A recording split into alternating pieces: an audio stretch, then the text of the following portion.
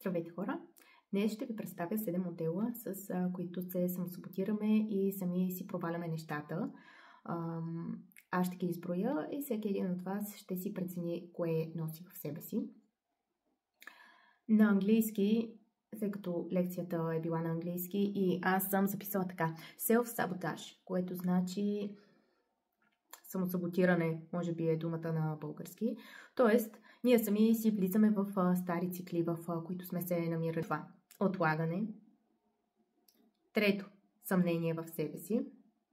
Четвърто, overthinking, на български прекалено премисляне, прекалено живеем в ума си, което ни спира да действаме. След това, кое следва подред? Шесто, започваме много неща, но завършваме, почти никой от тях не завършваме. Следващо, знаем какво трябва да направим, но въпреки всичко не го правим, не стигаме до действие. И последно, имаме мотивация само в първите дни.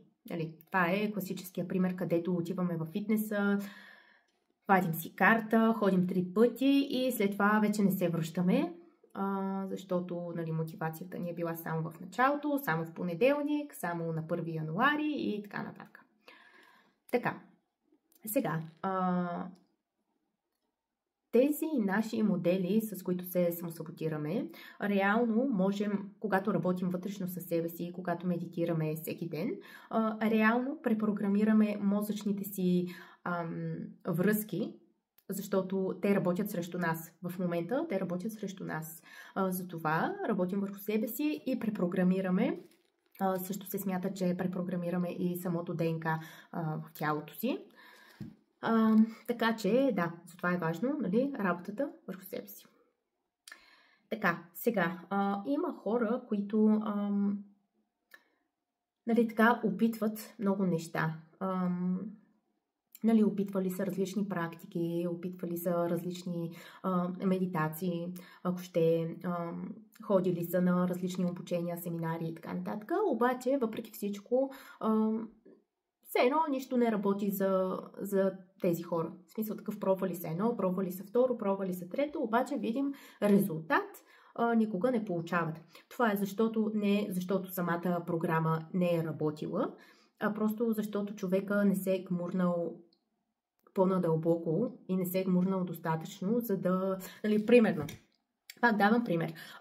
Фитнес треньор ви дава една диета и вие я спазвате 1 месец, 2 месеца примерно, и си казвате: това нещо не води до резултат, ще смена диетата, ще пробвам кето диета. Кето хранителен режим. Пробвате кето хранителен режим 2 месеца и това не работи. И едното, и второто, и третото, и след време си казвате: то треньор не си свърши работата, тази диета е безполезна, и трето, и пето. А реално, просто вие не сте поддържали действието достатъчно дълго. Това е причината. Така. Добре, и сега, тук за финал на това видео, първата част на видеото, където изреждаме различните такива self-sabotage модели, вие трябва да откриете своя собствен модел. По какъв начин вие се самосаботирате. Примерно, съмнения в себе си. Да кажем, решавате, че ще извършвате някаква дейност и си казвате: ама то, примерно, аз не съм достатъчно добър, или примерно има и по-добри от мен, има хора, които са 20 годишен опит в сферата, къде съм тръгнала аз да се занимавам с това. Това са такива бръмбари, които ви разубеждават да започвате нещо. Даже реално това са такива паразитни мисли и модели, които трябва да се чистят. Така, или overthinking. Примерно, вие толкова много премисляте нещата, че никога не стигате до действие. И затова е хубаво, има такива хора, които, да кажем, впускат се в духовни практики и духовни учения, обаче работят само на ниво духовност. Никога не работят на физическо ниво. А пък това, което се изработи на духовно ниво, трябва да се интегрира и в физическото. Защото иначе започваме да имаме проблеми с заземяването и даже може да изпаднем в крайност и да започнем да мислим неща от сорта на то тук всичко земно е нереално, то тук всичко е илюзия и така само ще си витаем и то всичко е илюзия, пък живота ти минава един вид. Даже някои наистина полудяват и им се поставя диагноза при такива. Да, както и да е. Последната част от това видео ще бъде, аз ще ви задам няколко въпроса. Вие отново обръщате така вниманието, фокуса навътре в пространството на сърцето.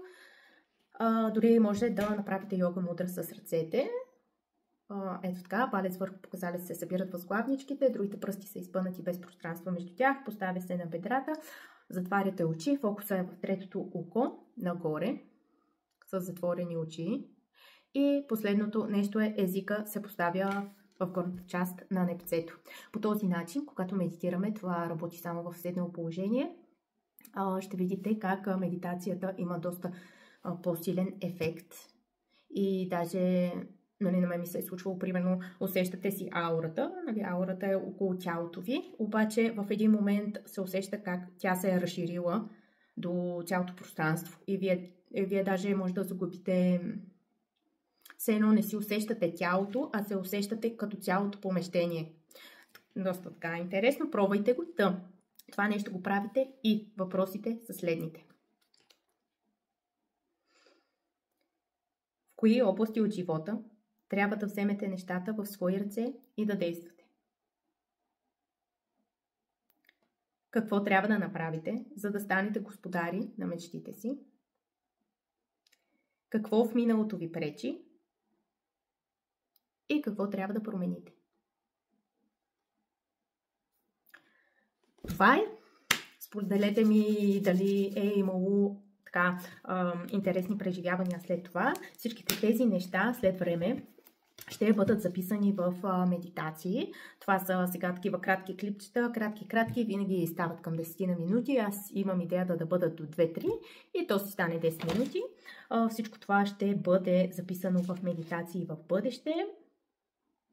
Така че в момента ви пускам само едни неща, с които да работите и след това вече с медитацията нещата ще видите как вече ще имате видими резултати и медитацията така тя ще ви помогне. В смисъл такъв, защото сами не винаги се справяме. Тя ще ви помогне и ще ви изстреля малко на по-високо ниво. Това е за сега. Чао!